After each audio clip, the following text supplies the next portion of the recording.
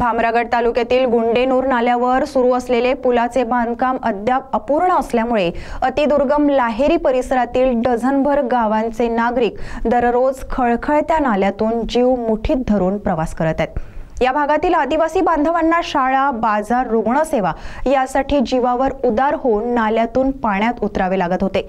पावसाळ्यात या नाल्यांचा प्रवाह प्रचंड वाढतो, त्यामुळे नदी नाले पार करताना अनेक वेळा अपघाताची शक्यता निर्माण होते। याच पार्श्वभूमीवर भामरागडचे तहसीलदार यांनी परिस्थितीची गंभीर दखल घेत तात्काळ बोट उपलब्ध करून दिली आहे। या बोटीमार्फत नागरिकांना सुरक्षितपणे नाला पार करता येणार आहे।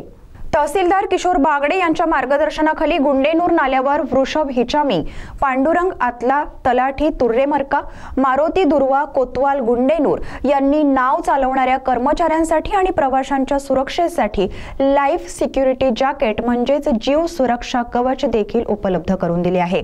या निर्णयामुळे नागरिकांचा प्रवास काहीसा सुलभ व सुरक्षित झालाय। गुंडेनूर नाल्यावर पूल पूर्ण होईपर्यंत नागरिकांच्या सुरक्षिततेसाठी ही व्यवस्था करण्यात आली आहे, असे तहसीलदार किशोर बागडे यांनी स्पष्ट केले। गडचिरोलीहून गणेश मोतकुरवार।